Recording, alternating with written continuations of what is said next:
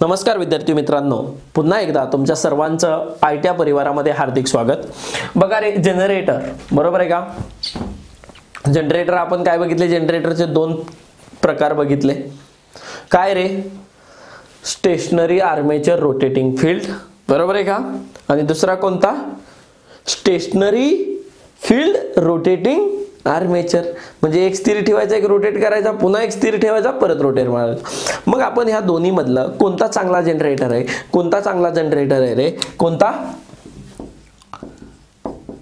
Stationery armature rotating field बरोबर आहे का? हा जनरेटर म्हणजे आर्मेचर कसा आहे? जितनं की थ्री फेज सप्लाय आउटपुट घेतो बरोबर आहे का? आउटपुट आहे बरोबर आहे का?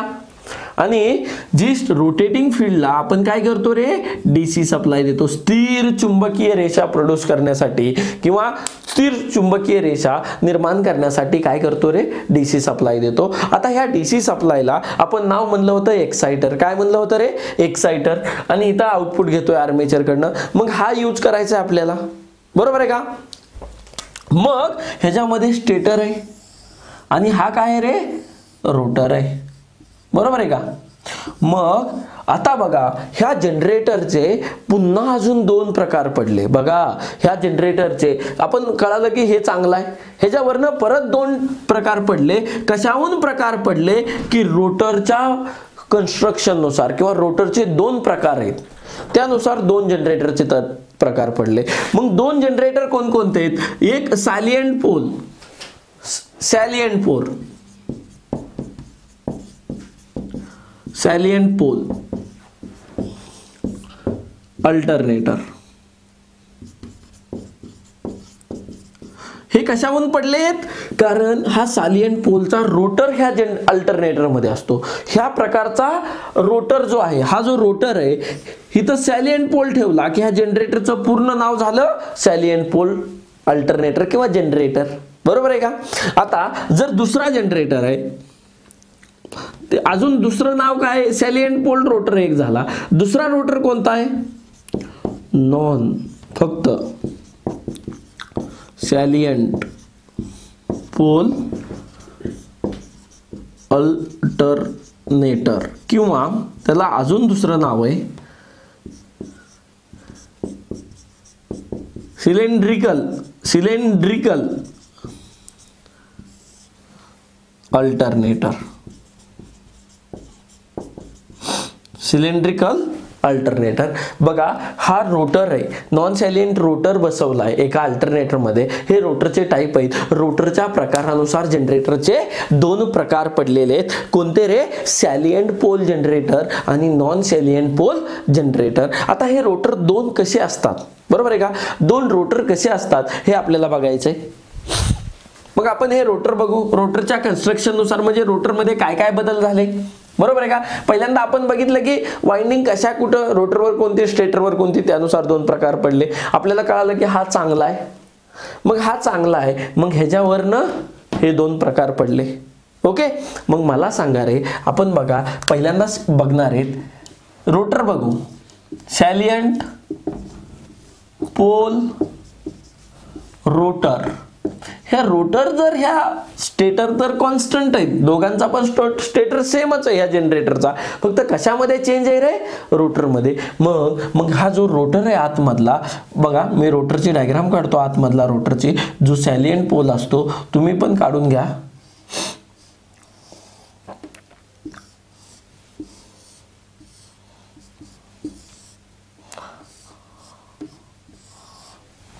बघा, हे जे आहेत हे पोल्स आहेत, हे जे काय आहेत? मॅग्नेटचे पोल्स आहेत, NS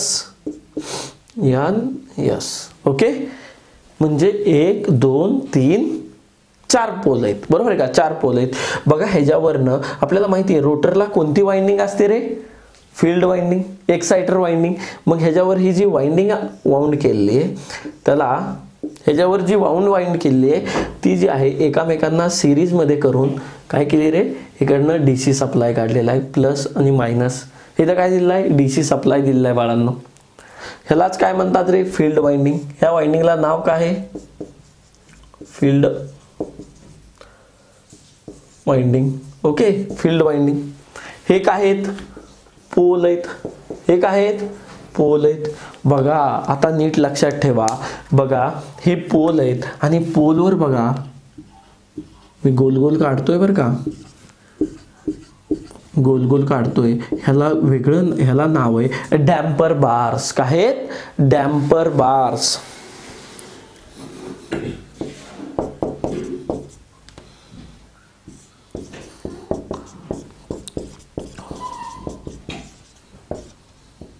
डॅम्पर बार. ह्याचं काम मी सांगणार आहे, कशासाठी काय यूज होतंय, फक्त आपल्याला हे माहित पाहिजे. बघा हा रोटर ठेवलेला आहे, रोटरला पोल्स आहेत. बरोबर आहे का, बरोबर आहे का. बघा मग हे जे रोटरचे आहेत, पोल्स आहेत, बरोबर आहे का, ते असे डिझाईन केलेले आहेत. रोटरच्या पोल्सवर काय केले, वाइंडिंग, फील्ड वाइंडिंग माउंट केले आहे. त्याला डीसी सप्लाय दिलेला आहे. मग ह्याचे कन्स्ट्रक्शनल फीचर्स काय आहेत बघा. बघा हे जे कन्स्ट्रक्शनल फीचर्स काय आहेत हे आपल्याला बघायचं आहे.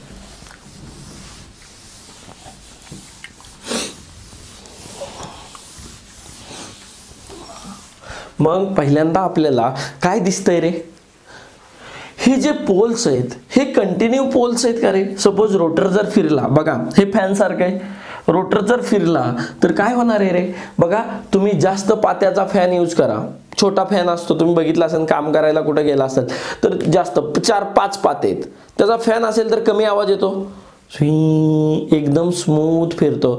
2 पात्याचा फॅन असेल तर वांग वांग. का रे, का फिरतो, कारण त्याच्यामध्ये काय असतो, इयर गॅप जास्त राहतो. दोघांमध्ये काय, हे दोघांचं अंतर वाढलं की ती इयर कट करायला काय होतं रे, जास्त हे होतं. मग मला सांगा रे, ह्या दोन बघा जितके पोल्स कमी असतील, बघा आता स्पीडचं रिलेशन काय आहे, सिंक्रोनस स्पीडचं काय फॉर्म्युला आहे, 150 120 F/P सांगितलं होतं.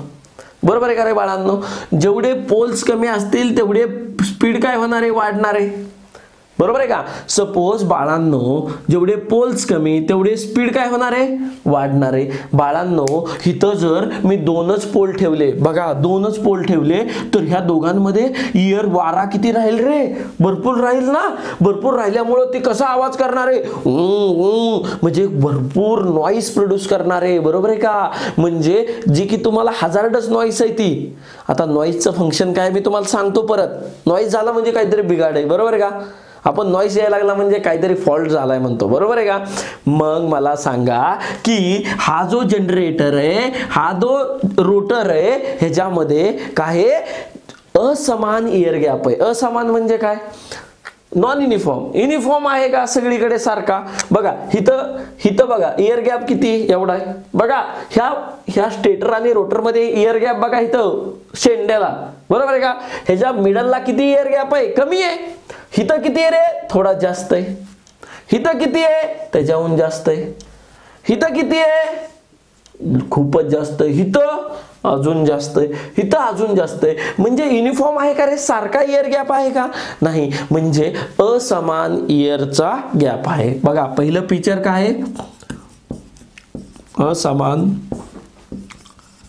हवेचे विश्लेषण किंवा नॉन युनिफॉर्म, इंग्लिश मध्ये काय म्हणतात, non uniform air gap. Non uniform air gap. Okay. मग बाळांनो असमान हवेचे विश्लेषण असतं. बरोबर आहे. ह्याच्यामध्ये कळालं हे तर. मग मला सांगा रे, ह्याच्यामध्ये जो पोल यूज केला, बघा जो पोल यूज केला त्याला काय म्हणतात, त्या पोलला वेगळं नाव आहे. बरोबर आहे का. सॅलियंट. बघा त्या पोलचं नाव काय आहे, सॅलियंट पोल. काय आहे बघा, त्याचं स्ट्रक्चर कसं आहे, असं आहे. त्या पोलचं स्ट्रक्चर असं आहे. मग काय होतंय रे, इथं ज्या फ्लक्स आहेत बघा, इथं जो फ्लक्सचा गॅप आहे तो कमी आहे. जसं जसं तुम्ही पुढे जाताल तसा तसा गॅप जो आहे बघा आपण इकडे वाढलेला आहे. बरोबर आहे का. त्यामुळं ह्याला सॅलियंट, कसलं पोल आहेत हे, सॅलियंट पोल आहेत. बरोबर आहे का? त्यामुळे ह्या पोलचं जे आहे ते पोलचं युनिफॉर्म आहे. तुम्हाला विचारतात सगळ्यात जास्त, आता ह्यांचं काम काय आहे रे ह्या पोलचं?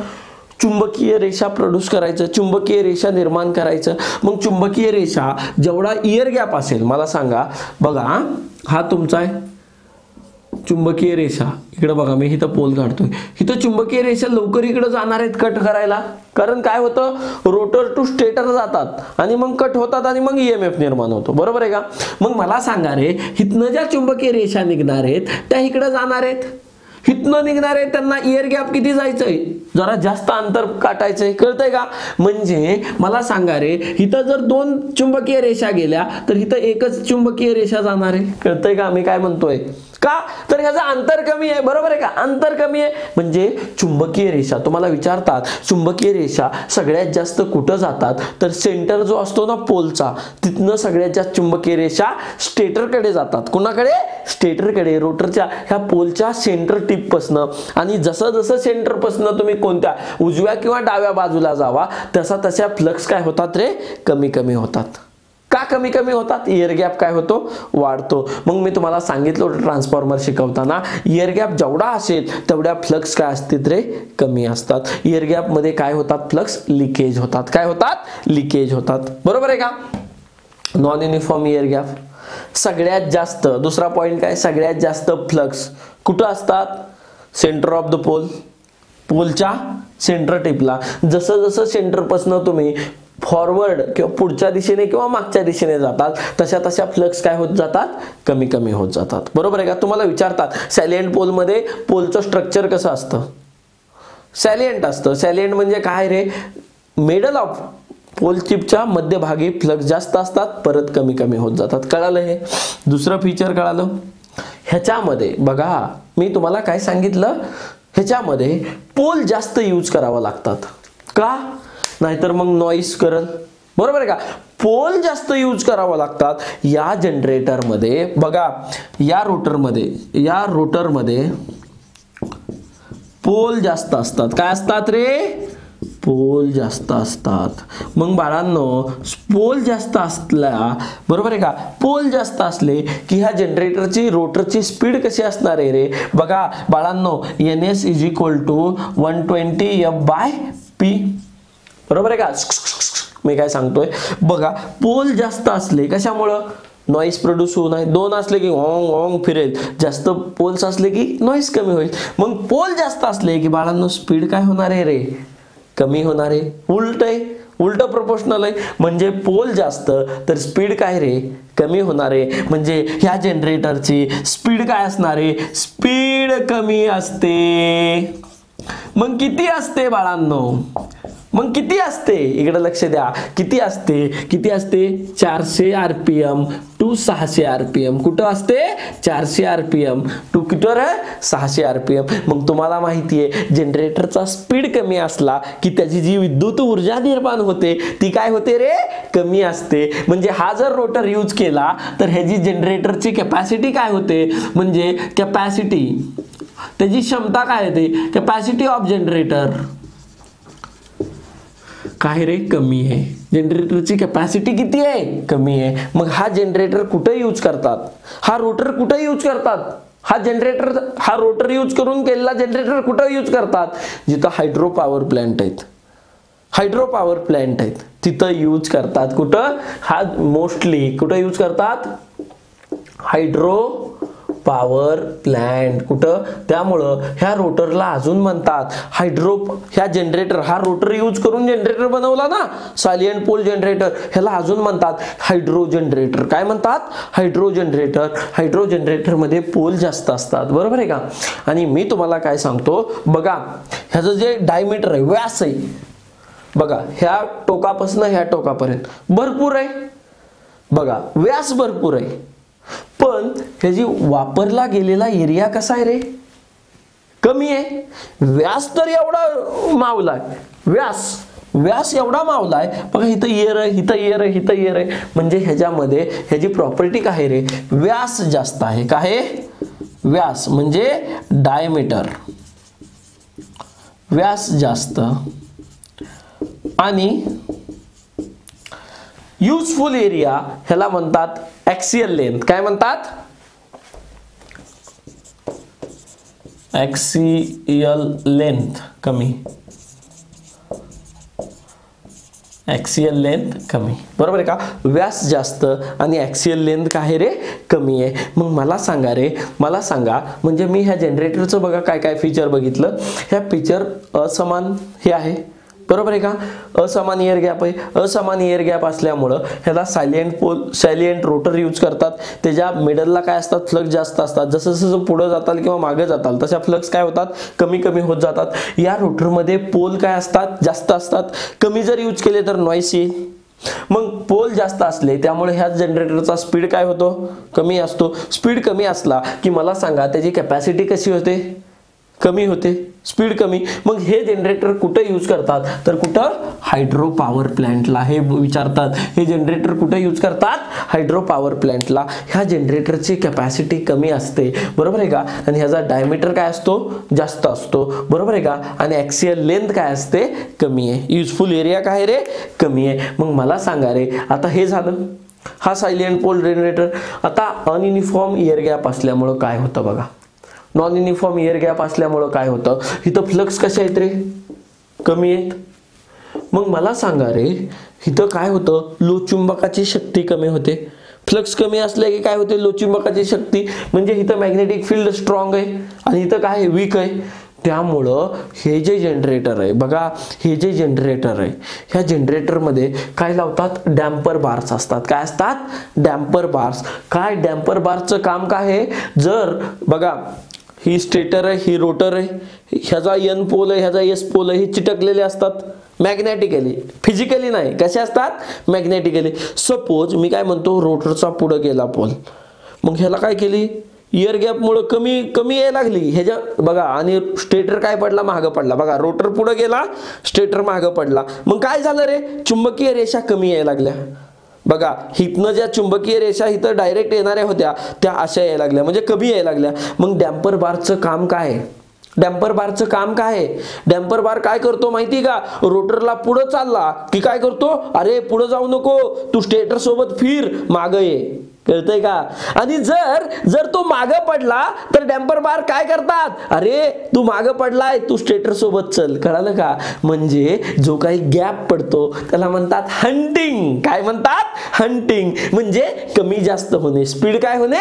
कमी जास्त होणे. मग डॅम्पर बारचं काम काय आहे? जनरेटर मध्ये जी काही हंटिंग होते, रोटर पुढे जातो स्टेटरला सोडून, किंवा रोटर काय करतो? स्टेटरला सोडून मागं जातो, तर त्याला काय म्हणायचं? हंटिंग म्हणायचं. मग हंटिंग रिड्यूस करण्यासाठी काय केलेले? डॅम्पर बार यूज केलेला आहे. डॅम्पर बारचं काम काय आहे? डॅम्पर बारचं काय आहे? जर जनरेटर मध्ये कशासाठी यूज करतात? टू रिड्यूस हंटिंग, हंटिंग कमी करण्यासाठी.